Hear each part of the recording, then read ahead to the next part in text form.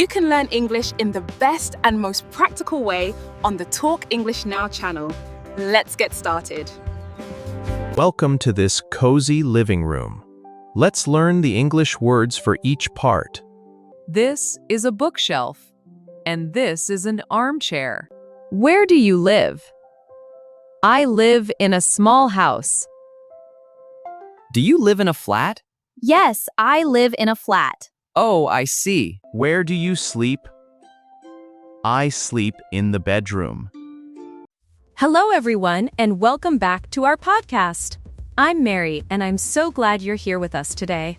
And I'm George. It's great to be here, Mary. Today, we have a really fun and useful topic for all our English learners, especially those just starting out. That's right. We're going to talk all about home sweet home. We'll learn some basic vocabulary about houses and apartments and practice simple questions and answers you can use every day. Exactly. It's all about where you live, what your home has, and what you do there. Super practical stuff. So, Mary, let's start with a very common question. Where do you live? Oh, that's an easy one for me. I live in a small house. It's cozy, you know. What about you, George? Where do you live? I live in an apartment. A big apartment, actually. It has a lot of space. So, Mary lives in a house, and I live in an apartment.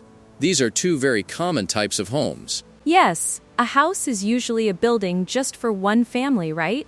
It often has its own land around it. That's right.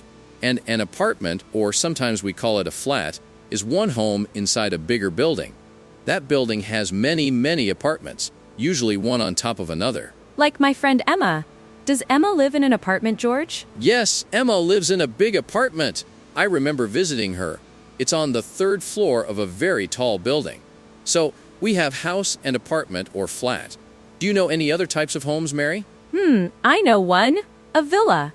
What is a villa, George? A villa is a big house, often a very nice one, and it usually has a beautiful garden. You often see villas in warmer places or in the countryside. It's a very comfortable, sometimes luxurious type of house. Sounds lovely. So my house is small, your apartment is big, and a villa is a big house with a garden.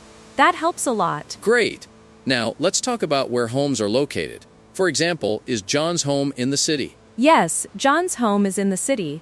He lives right downtown, near all the shops and restaurants. Cities are busy places, aren't they? They certainly are. Lots of people, lots of buildings. My apartment is also in the city. It's convenient, but some people prefer to live outside the city, maybe in the countryside, where it's quieter. Right, like my small house. It's a little bit outside the city, so it's a bit more peaceful.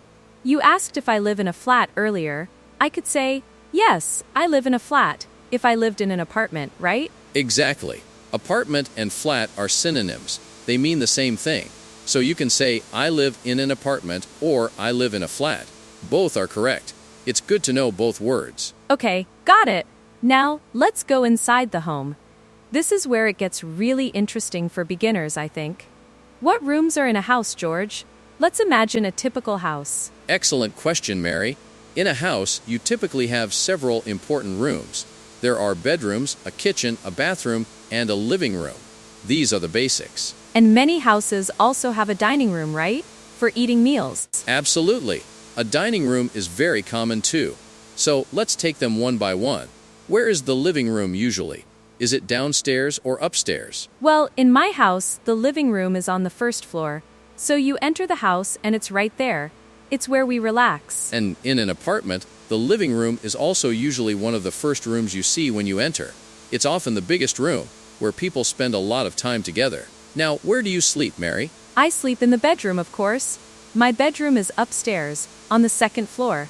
It's my favorite room because it's so quiet and private. The bedroom. A very important room. And what about the kitchen? What is in the kitchen, Mary? You know, the room where we cook. Yes, in the kitchen there is a fridge, a stove, and a sink. These are essential. You need a fridge to keep food cold, a stove to cook on, and a sink to wash things. Excellent. Those three are definitely in every kitchen. And where does Sarah cook, for example? Sarah cooks in the kitchen, just like everyone else, I imagine. She's a great cook, too. Perfect. Now, let's move to another key room, the bathroom. Is the bathroom big in your house, Mary? No, the bathroom is small. It has everything we need, but it's not very spacious. Just a shower, a toilet, and a sink.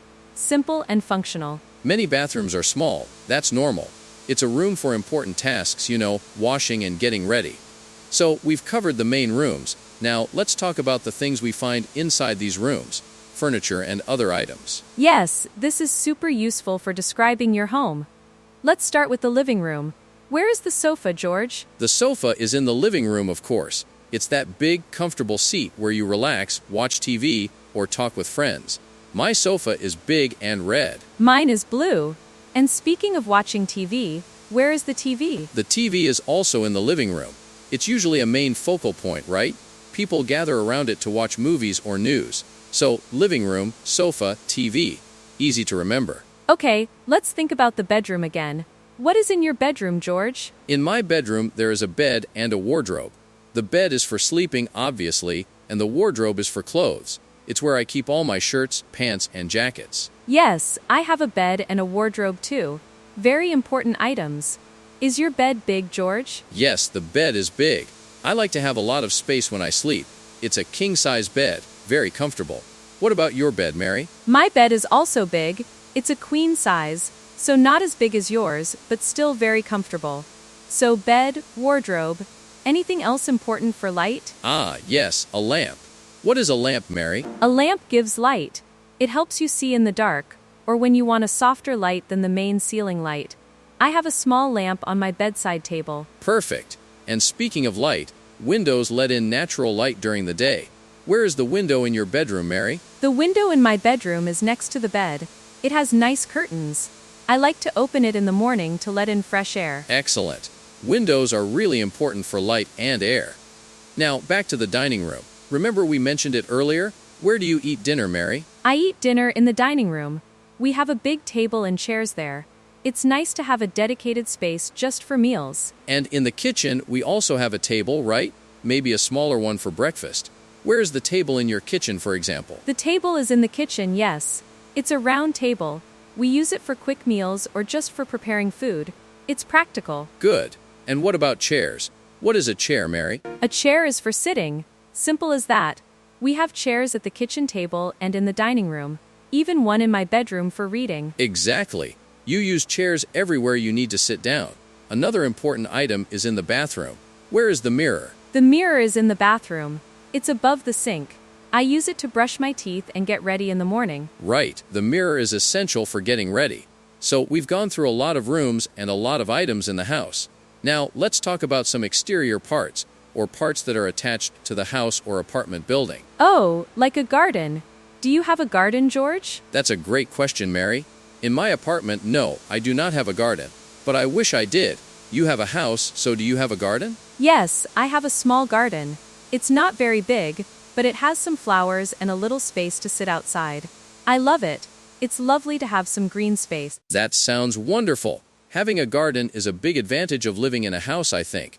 But in apartments, sometimes you have something else. Is there a balcony in your apartment building? Yes, there is a big balcony on my apartment. It's a great place to sit, drink coffee, and look at the city. So, no garden, but a balcony is very nice too. A balcony is excellent for an apartment. It's like a small outdoor area. What about a place to park a car? Do you have a garage, Mary? Yes, we have a garage for the car. It's connected to the house.